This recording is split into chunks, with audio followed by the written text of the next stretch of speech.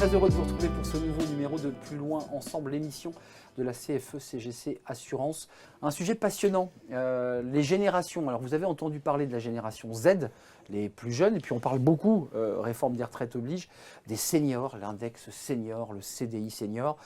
Comment finalement faire cohabiter, faire vivre ensemble toutes ces générations de syndicalistes, puisque c'est de ça dont on va parler. Francky Vincent est avec nous. Bonjour Francky, ravi de vous accueillir. Alors on va s'interroger sur peut-être ces chocs de génération, cette cohabitation ou cette harmonie d'ailleurs entre générations. Le choc des générations bien sûr, mais le besoin aussi de compatibilité entre les générations. Parce que forcément dans l'entreprise aujourd'hui on trouve des jeunes qui vont avoir 25 ans, on va trouver des jeunes encore plus jeunes qui sont alternants qui vont avoir entre 19 et 22 ans, et on va trouver des quadras qui sont en recherche d'évolution de carrière, et on va trouver aussi des seniors qui veulent aujourd'hui travailler, être employés, reconnus et être employés à la hauteur de leurs compétences et de leur expérience. Donc quelque part tout ça doit vivre ensemble, et l'objectif justement du syndicalisme, je le rappelle, c'est de représenter l'ensemble du corps social. Aujourd'hui il est constitué de quoi? Il est constitué de ces trois générations, donc il faut qu'on soit en mesure nous d'avoir des représentants qui soient issus de ces âges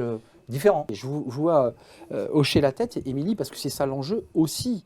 Vous incarnez cette nouvelle génération et j'allais dire le langage et le dialogue se fait peut-être plus facilement, non? Oui, tout à fait. De toute façon, l'attractivité est très importante. Aujourd'hui, on est une génération qui est différente de celle d'avant. La vraie question, c'est comment mieux travailler pour mieux vivre.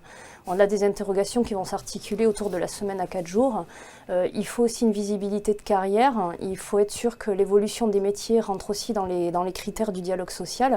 On est dans une société qui est en pleine mutation, ça bouge vite.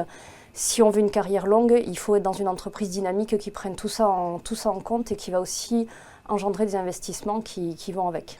Pierre-François, j'allais dire les 40-55 ans, c'est pas le même langage que de parler à un alternant que d'aller voir quelqu'un qui a 40 ans et qui est déjà un peu plus installé dans sa vie perso et dans sa vie pro. On arrive bien à accompagner ces générations-là qui sont effectivement en milieu de carrière, voire en fin de carrière, et qui se posent des questions. Et nous, on peut les aider dans le cadre de la GPEC, qui est la gestion prévisionnelle des emplois et des compétences. C'est un système qui nous permet d'aider et d'appuyer des collègues qui ont envie peut-être de faire un autre métier, mais qui n'ont pas envie de quitter l'entreprise. Donc on appuie, et puis on a plutôt des belles victoires sur le sujet. Ça c'est intéressant que vous le disiez, parce que les syndicalistes sont là aussi dans cette action de GPEC. Et ça, c'est très intéressant, parce qu'on ne le dit pas assez, que les syndicalistes accompagnent et sont aussi des guides sur cette question. Xavier, un mot, quelles sont leurs attentes? Quelles sont leurs envies aussi? Et un sujet qui doit être travaillé, c'est le tutorat en entreprise. C'est-à-dire qu'aujourd'hui, on sait que le monde de l'entreprise, dans beaucoup de secteurs, a un Graal qui est la data. C'est effectivement connaître les clients. Tout ne peut pas passer par la data. Il y a une transmission qui est humaine. Voilà. Et cette transmission, elle est possible, encore faut-il qu'elle soit organisée. Ce qui n'est pas toujours le cas. Le senior qui va transmettre du savoir-faire, du savoir-être, des choses qu'on ne retrouve pas forcément dans les bases de données. Il y a un vrai débat là autour du projet de réforme des retraites sur les seniors. Si on règle le débat des seniors, on a réglé les retraites. Comment ça se passe là, en général? Il y a des dispositifs qui existent pour traiter la problématique des gens qui, effectivement, sont en fin de carrière et qui puissent passer cette fin de carrière dans les meilleures conditions. La retraite progressive, aujourd'hui, en plus, a été revue en janvier 2022, puisque le dispositif a été ouvert à un certain nombre de catégories, et ce n'était pas le cas avant. Et ce dispositif, aujourd'hui, déjà, il faut le faire vivre dans les entreprises. Ce n'est pas forcément le cas. Vous nous dites qu'il y a des seniors aujourd'hui qui, un peu en bout de course, avant 62 ans et bientôt 64, même si vous militez contre, se disent, moi à 57 ans, j'aimerais bien, je mets des guillemets, décaniller de l'entreprise, quoi. Il y a des salariés, bien sûr, qui ont envie de partir, qui ont envie de faire autre chose, tout à fait. Ce qui va totalement à l'encontre du discours qu'on entend, qui est de dire travailler plus longtemps et faire travailler le plus longtemps les seniors. Le travailler mieux pour vivre mieux concerne tout le monde, y compris forcément les seniors. C'est quoi? C'est la recherche de l'employabilité. Et quelque part, aujourd'hui, si nous en arrivons à cette opposition ferme et définitive aux 64 ans, c'est aussi, en dehors de ça, le résultat, le fruit d'un manque de concertation et de réflexion sur comment j'aide les seniors à finir leur carrière dans de bonnes conditions, et avec des éléments tels que le transfert d'expérience, le tutorat, et parallèlement le fait de pouvoir vivre mieux, c'est-à-dire aussi avoir des disponibilités de temps. Quels sont les outils qu'une jeune syndicaliste utilise pour dire à un alternant, pour dire à un jeune qui rentre dans l'entreprise, rejoins-nous? Parce qu'on sait que les jeunes aujourd'hui sont toujours un peu hésitants, ne connaissent pas forcément d'ailleurs, même dans leur culture personnelle, le syndicalisme. Déjà, premier challenge, démystifier le syndicalisme. Voilà. Aujourd'hui, on a une image qui est quand même liée aux médias, qui tourne autour du barbecue et des palettes, qu'il faut absolument abolir. Un syndicaliste, c'est un partenaire de vie, mais dans une carrière professionnelle. On a toujours besoin d'avoir quelqu'un, que ce soit pour du conseil, que ce soit pour le meilleur, comme parfois dans des accompagnements.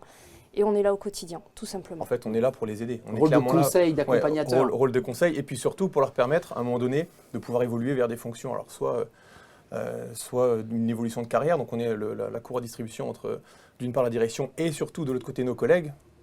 Et puis pouvoir, pourquoi pas, faire une mission transverse, de dire, bah voilà, je reste dans l'entreprise, et j'ai envie vraiment de faire autre chose, je me réoriente, et ben nous, on est clairement là pour les accompagner au quotidien, pour qu'ils trouvent leur voie et qu'ils puissent rester heureux dans l'entreprise. Pour moi, un salarié doit être citoyen de son entreprise. Dans un contexte sociétal qui est très particulier, aujourd'hui, nous dialoguons avec les directions et clairement, on est porteur de leur voix dans les stratégies, qu'elles soient politiques, d'entreprise. C'est intéressant cette notion de démocratie citoyen d'entreprise, et c'est de plus en plus vrai. Hein. Bien sûr. On vient aussi avec ces combats aussi en entreprise, hein, et ces désirs. Vous êtes d'accord? Même les seniors, hein, je m'autorise parce qu'il ne faut pas catégoriser et opposer. Je pense qu'il y a aussi des seniors très engagés dans l'écologie et dans leur équilibre vie pro, vie perso. Complètement. La démocratie d'entreprise, c'est fondamental. C'est quelque chose pour lequel il faut se battre. Il faut expliquer ça à toutes les générations. J'entends beaucoup dans votre travail, dans votre action, jeune, moins jeune, l'idée d'être en accompagnement, d'être à côté du salarié, d'être à côté de lui. C'est ce qui ressort de ce débat. Mentorat, tutorat, c'est ça. Ça redonne de l'importance au senior, à l'expérimenté, qui va tendre la main à l'alternant, qui objectivement est parfois un peu en panique, hein, quand même. Bien sûr. Le principe là-dessus, c'est comment effectivement on va pouvoir profiter de l'expérience des anciens et en même temps du dynamisme de la jeunesse. Oui. Et au milieu, avoir des gens qui recherchent aussi de l'évolution. C'est vraiment un élément fondamental. Si je devais prendre quelques verbes pour schématiser tout ça: recruter, former, intégrer, développer, donner de la perspective, accompagner et aider. Si nous travaillons, nous, CFE-CGC, à tout ça, et c'est notre rôle, dans les négociations au niveau notamment de la gestion prévisionnelle emploi et compétences, on fait avancer. Donc je rappelle, du 4 au 11 mai, si vous voulez être bien représenté, n'oubliez pas de voter, bien sûr, d'abord, et de voter CFE-CGC, c'est bien. Et paraphraser Émilie, être des citoyens d'entreprise ou en entreprise. Merci pour ce débat passionnant, à vous quatre.